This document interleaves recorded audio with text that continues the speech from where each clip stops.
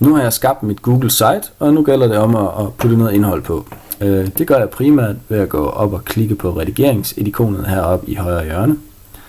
Jeg klikker, og så har jeg mulighed for at redigere sitet. Jeg vil gerne have, at min startside skal omhandle The Great Depression. Så det bruger jeg som overskrift. Her i brødtekstfeltet, der har jeg mulighed for at indsætte en masse tekst omkring The Great Depression. Det har jeg heldigvis på lager her, så jeg kopierer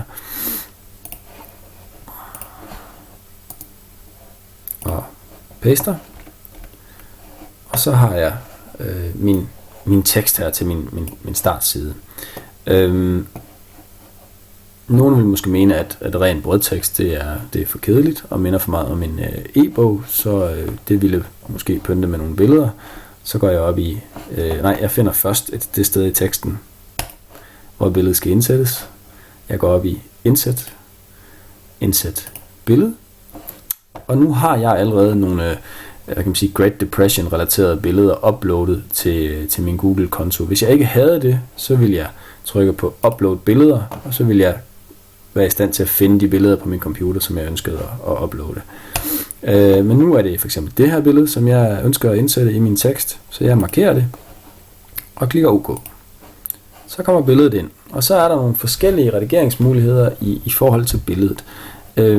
Der er blandt andet 2 forskellige muligheder i forhold til tekstombrydning. Det er de her 2 ikoner her. Hvis jeg klikker på ombrydning til, så fletter billedet ind med teksten. Derudover har jeg mulighed for at redigere billedets størrelse, som i stort, medium og small.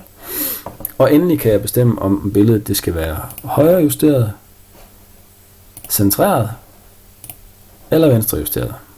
Jeg vælger venstre justeret i det her tilfælde. Klikker væk fra det, og så har jeg billedet indlejret i teksten. Det er altså tekst og billeder. Derudover så har man mulighed for at vælge mellem en lang række temaer vedrørende layout, som Google byder på, og det gøres på følgende måde. I første omgang, der skal vi lige gemme den redigering, vi har foretaget. Det skal man huske at gøre hver gang.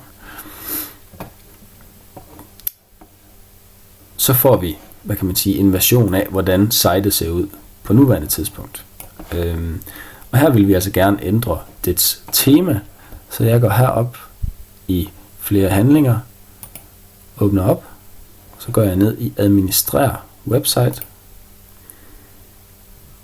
Herinde i administrer website, der går jeg ned i temaer, farver og skrifttyper. Og her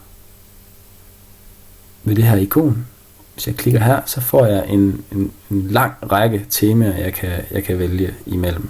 Nu er det jo The Great Depression, så jeg synes, at ørkenlandskab kunne være passende, så den vælger jeg. Så får jeg et lille preview hernede på, hvordan det kan se ud. Det er jeg ganske godt tilfreds med. Så jeg klikker gem. Og så går jeg tilbage til min hjemmeside, til mit site, som hedder 2J Steinbeck, som nu ser sådan her ud.